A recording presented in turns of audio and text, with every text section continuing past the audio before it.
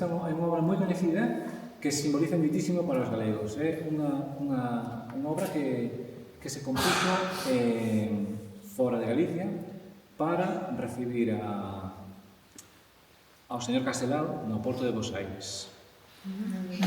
Nos facémola despois popularizouse en moitísimos contextos, pero nos facémola co texto original, co texto co que se recibeu a Castelao. A ver se lles gusta.